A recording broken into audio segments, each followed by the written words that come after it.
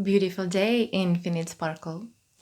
Do you ever feel bored or tired? A low energy? We all do, right? Or do we? Today, actually, I want to invite you to the possibility that feeling tired or bored is completely inauthentic, but it's useful because it shows us where we need to realign to who we really truly are. And I'm going to give you 3 amazing tips that I'm using every day, all the time, to help me to stay aligned and in the feelings of joy and energy. I have so much energy all the time. And there is a difference between being tired and sleepy. I do feel sleepy when I need to sleep. I need to sleep. But sometimes I can be sleep deprived, but I don't feel tired because I have a lot of energy. And we all do have a lot of energy. I'll give you an example, a quick example. Imagine that you are completely depressed for weeks. Maybe you broke up with your partner and you live in your apartment and it's so messy. You have no energy to clean it up whatsoever. And you're just like lying in bed. You have no energy and you're just feeling the worst, right? We've probably all been there a little bit or more.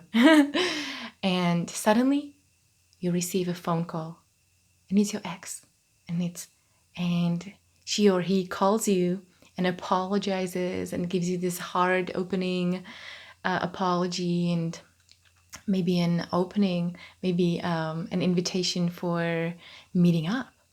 And suddenly, and then she or he says, oh, they'll be around maybe in like an hour. And suddenly you have so much energy. You clean your apartment, you make everything super nice, you wash the bed sheets, you do everything, you even cook dinner, you do everything. Because you have infinite energy stored in your body all the time. So how do we access that? So today I'll give you 3 tips that really, really, really work for me. And it comes down to being vulnerable, because joy for me, it's like a navigation system. It shows me where to go in my life, where to be, how to be, what to feel, who do I speak to, who do I don't speak to, where is my boundaries. Joy is like the opposite of my boundaries. It really, all your attractions, things that you're attracted to, they bring you joy if you follow that. But if you don't, if you dwell in the realm of obligations and things that you should be doing, then your joy is really decreasing, and it's decreasing, and then you start feeling tired and bored. So those 3 things are, first, I'd say don't do anything that's impressive, but things that are meaningful to you. And it's all about language. It's all about the way we speak to other people, the way we share our stories, the way we create our art, the way we communicate with other people. I used to, this was like number 1 for me because I used to so wanted to impress people because I didn't feel good about myself. So I would be always trying to figure something out. Like I would never speak in groups because my biggest story is being invisible.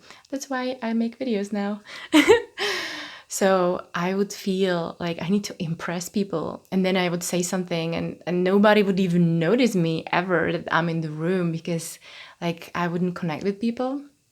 So now I really look inside of me and just talk about what's really meaningful to me. And that can be a small thing, can be a big thing, it can be a really inappropriate. Usually it's a really inappropriate thing. But there you go. Once I say it, then whoosh, it gives me so much energy, and it will give you energy too. So tip number 2. Instead of being positive all the time, be authentic. Yeah. Authenticity. That's, we are so focusing on being positive and cultivating positive feelings. And we don't want to hurt people and we want to please them and everything is good. But every time you actually step outside of your comfort zone, get over your fears, it just gives you so much, like a download of this infinite energy that you really want to be working with. And it involves being seen and being heard, stating things that you like, appreciating things, stating things that you don't like kindly. and really being in your authentic state all the time. And I would say that's a difference between watching a soap opera on TV on your couch and just feeling all safe, and like really being in life and dealing with life in person. Because when you're watching these emotions on TV, you still get these emotions, you still feel them, but they are not yours. They are not authentically your emotions. And we all want to feel the whole scale of emotions. We want to actually feel intensity. We want to feel sad sometimes. That's why we watch sad movies, and we want to feel scared sometimes. That's why sometimes we watch horror movies, or maybe used to. I would never watch them again.